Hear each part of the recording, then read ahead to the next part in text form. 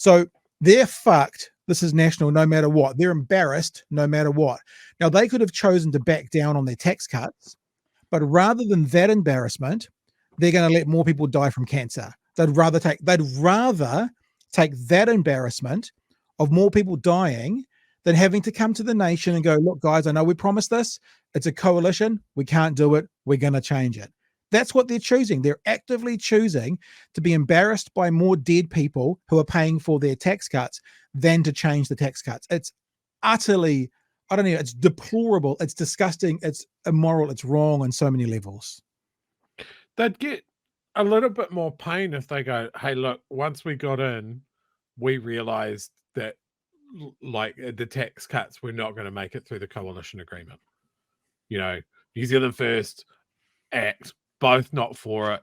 We took a good look at the sums. We couldn't make it work without the linchpin of it, the foreign buyers tax. So although we campaigned on it, we can't deliver it in this term. Yeah.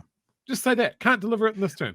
Or key part of what we'll campaign on in 3 years. You know, or just say, I mean, they could just say, look, I mean, you and I were saying this before the election. These promises that you make, it's be much safer, although it wouldn't make as good a bumper sticker to say, this is our intention, but obviously if we have to go in coalition with something, they might be negotiable. But if we have our way, this is what we're going to do. Then they're covered. And right now they could just be going, we can't deliver them all to you, but we will deliver every cent that we can back to you. And that would be an embarrassment to them.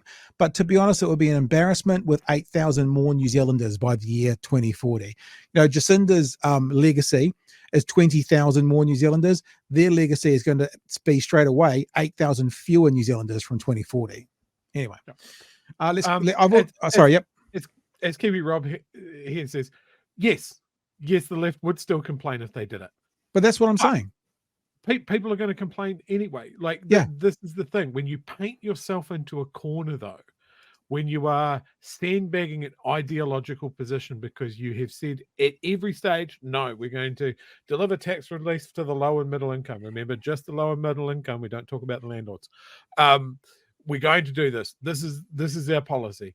You leave yourself no room, and you're given the choice of undoing decades of work of successive governments looking for a particular goal, which is eliminating smoking in New Zealand, and you're trashing that for a garbage tier tax cut.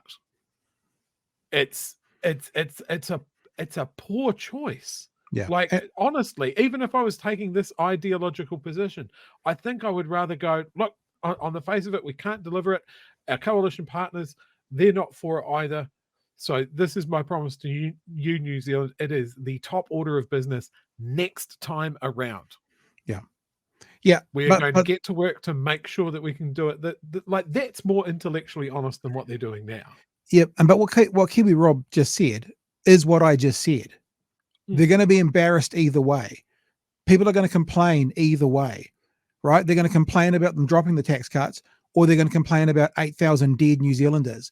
My question is, why the fuck would they go to be complained about with 8,000 dead New Zealanders? What kind of immoral desert do you have to be, empathetic desert of a human being do you have to be, knowing that people are going to complain to go, well, I'd rather they complained about us helping another 8,000 people die than, you know, a bit of egg on our face about tax cuts. So that's exactly what I'm saying.